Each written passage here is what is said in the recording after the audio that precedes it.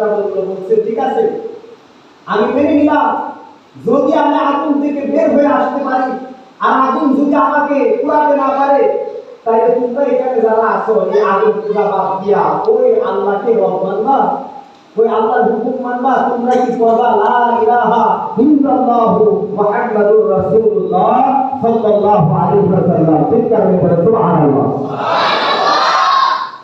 আগুন পূজারী যারা তারা বললো ঠিক আছে, যদি তুমি এই কাজটুকু করতে পারো আর জাগাতে পারো, আগুন যদি তোমারে না করতে পারে, আগুন যদি তোমারে না করতে পারে, তাইলে পরে আমরা সবাই মিলে এই আগুনের পূজা বাদ দিয়া, মূর্তি পূজা বাদ দিয়া আমরা সবাই মিলে করব লা ইলাহা ইল্লাল্লাহু মুহাম্মাদুর রাসূলুল্লাহ সাল্লাল্লাহু আলাইহি ওয়াসাল্লাম। কথাই ঠিক আছে, আমাদের 2 রাকাত নামাজ পড়ার সুযোগ দাও। 2 রাকাত নামাজ কাজা মুঈনুদ্দিন সিস্তি রাহমাতুল্লাহি আলাইহি বন্ধ করছিলেন না। মোহতারাম হাজিরিন, আমাদের দেশে এখন বন্ধ পীরের অভাব নাই, কথা বলেন ঠিক না? মূর্খের মতো মানুষ সূরা ফাতিহা পড়তে পারে না, সেও হয়ে যায় কি? কথা ঠিক না? জাতির দিনে কোথায় গেল? এই জাতি কেন বুঝে না? আল্লাহ আমাদেরকে বোঝার তৌফিক দেন, সকলে বলি আমিন। হযরত মুঈনুদ্দিন নামাজ যখন তিনি শেষ করলেন, আল্লাহর কাছে চাইলেন, হায় আল্লাহ পাক, ও আরশের মালিক, আমি তো ইব্রাহিমের সন্তান, বাবা ইব্রাহিমকে নমরুদ তার আগুনে যখন নিক্ষেপ করেছিলেন, ও আরশের মালিক, তোমার হুকুমে কিন্তু আমার বাবা ইব্রাহিমকে করতে পারে নাই। সে আল্লাহ তুমি, আমি তো ইব্রাহিমের সন্তান, ও আল্লাহ পাক, মেহেরবানি করে তোমার দ্বীন প্রচারের জন্য কিছুক্ষণের মধ্যে আমি আগুনের ভিতরে প্রবেশ করব।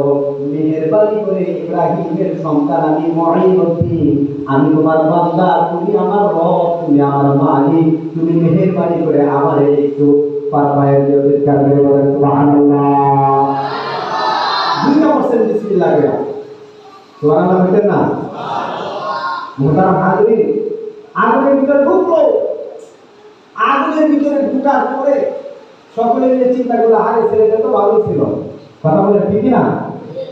ছেলেটা ভালোই ছিল, বুঝলো না, গেল আগুনের পুড়ে সারটা শেষ। কিছুক্ষণ থাকলো মুঈনুদ্দিন, তিনি থাকার পরে এবার চিন্তা করলো যে আমাকে যেহেতু আগুনে পুড়ে না, তাহলে বের হয়ে দেখি আমার সাথে যদি কাউকে আনা যায়, তাহলে আমার সাথে যদি কেউ থাকে, তাহলে তাহলে কি আগুনে পুড়ে কিনা একটু ওইটা একটু পরীক্ষা করি। সুবহানাল্লাহ ঠিক না? আগুন কার হুকুমে চলে? কথা বলেন, এক বাক্যে সবাই বলেন, আগুন কার হুকুমে চলে? আল্লাহর হুকুমে চলে। কাজা মুঈনুদ্দিন এবার তিনি আগুন থেকে যখন বের হয়ে আসলেন, বের হয়ে আসার পরে অতি মুজাররদের যিনি সর্দার, তিনি তার বাবুটাকে নিয়ে দাঁড়ায় আছে। ফুটফুটে একটা সুন্দর বাচ্চা কাজা মুঈনুদ্দিন, তিনি তার বাবুটাকে কুল থেকে টেনে নিয়ে আইসা কুল থেকে উঠায় আবার তিনি আগুনের ভিতরে ঢুকে পড়ছেন। সকলে মিলে বলতেছে, আহারে মুঈনুদ্দিন পুরে সরকার হইতো, এতে আমাদের কোনো আফসোস ছিল না, কিন্তু মুঈনুদ্দিন আমাদের বাবুর বাচ্চাটাকে কেন নিয়ে গেল? তার নামে কিন্তু পারত। কিছুক্ষণ পর কাজা মুঈনুদ্দিন তিনি যখন বাচ্চাটাকে নিয়ে এসে বলল, তোমরা বলেছিলে ওই তোমাদের তোমরা যারে পূজা করো ওই আগুনে যদি না পোড়াইতে পারে, আমি যে আল্লাহকে রব মানে, আমি যে আল্লাহর ইবাদত করি,